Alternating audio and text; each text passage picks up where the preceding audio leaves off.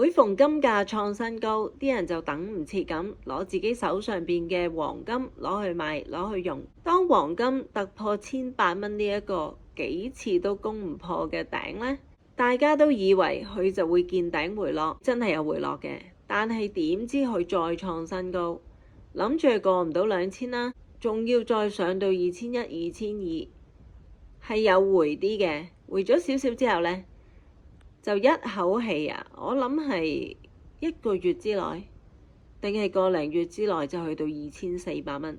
就有一批比較忍耐力好少少嘅人呢，都忍唔住攞啲金去賣，跟住金價又突破咗3000呢啲心理關口，就輪到仲剩翻有金而更加有耐性嘅人呢，都忍唔住啦，又將佢手上邊嘅黃金又攞去用，跟住如是者3000幾、3300、3400、3500、3600，都忍咗一啲呢。本身諗住我都係唔賣嘅啲金，都忍唔住攞埋出嚟賣。當金價喺最近喺升穿4000蚊之前呢，今次見到熔金沽金嘅人呢，就係集合咗幾代人嘅黃金，包括奶奶啊、佢阿婆嘅嫁妝啊、奶奶嘅嫁妝啊、奶奶送俾佢嘅禮物啊，都攞晒去用喎。一啲有紀念價值黃金做嘅嘢呢，都攞埋出嚟用。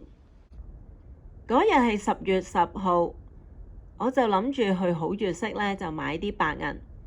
我第一間行過嘅係財記，財記通常呢就唔會開到6點咁夜嘅喎，佢通常係5點鐘左右呢就拉閘。如果你收金呢，佢係願意收多啲嘅，我諗佢都睇情形啦。我行過財記之後呢，我就直接行去好月色，因為嗰日係打算喺好月色買啲白銀。我都未行到去好月色，已經見到條龍啦。佢條龍呢仲長過財記，有成10幾位客人喎。喺我排緊隊嘅時候，我就觀察到客人呢10幾位入邊得1位係買金，其他啲全部係熔金喎。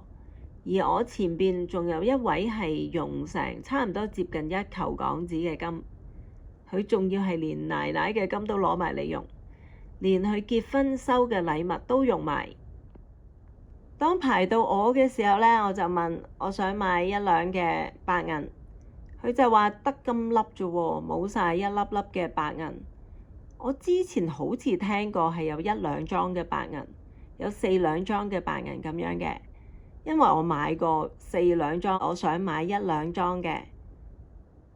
跟住佢話冇啦，就問佢有冇銀幣呢？佢好快諗都唔使諗呢，就同我講冇銀幣喎，賣晒喎。跟住佢見到我樣好似好失望，因為我都排咗成半個鐘頭唔止啊，可能45分鐘。跟住佢就同我講咁啦，你過嚟隔離呢個窗口啦，你等一陣我幫你。等佢完成埋之前嗰個大額嘅熔金個交易，因為我前邊嗰2位客人佢熔金之後嗰個金額呢係有成球咁滯嘅喎，100萬喎。由此可見呢，嗰日熔金嘅人呢，最有耐性、最等得嘅人都忍唔住咯，都攞埋出嚟用。咁問題就嚟啦，佢哋係咁用啲金，邊個喺度買呢？嗰日嗰個勢呢，個氣氛呢，無論你攞幾多金，佢好似都收極唔夠嗰個樣喎。當嗰日金價創咗新高3900幾，冇人知道第二日會唔會急跌嘅喎。佢係邊度嚟嘅信心，夠膽多金都收呢？當買金嘅人少過熔金嘅人，如果你經營好月色呢一類收金嘅公司，我係咁收金，但係我又賣唔出，我會死㗎嘛。咁你點會繼續收呢？開當鋪嘅嗰位朋友曾經同我講過，一個好大嘅金主呢，就係專收金嘅。好多人收咗啲金呢，其實間接直接呢都係賣咗俾嗰個人，而嗰個人呢，有一段時間係話停止收金2個星期。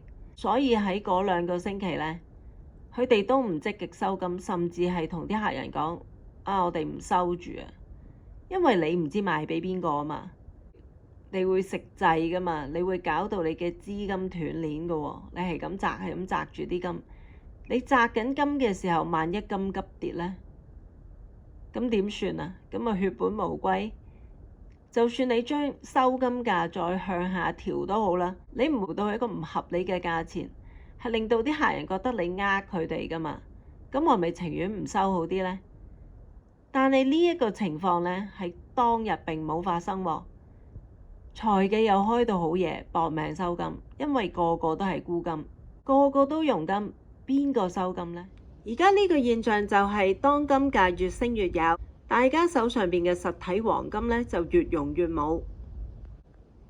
當有人不停地有策略性咁收集大家手上邊嘅實體黃金，如果萬一我嘅猜測係啱嘅話，大家好快會見到喺市場上流通嘅黃金會越嚟越少。道理就好似股票咁，當一隻股票已經貨源歸邊，即係俾人 corner 咗之後呢，佢爆升嘅爆炸力係大到你唔信。當然你可以拗話地底仲有咁多黃金都未全部挖晒出嚟，點解會冇供應呢？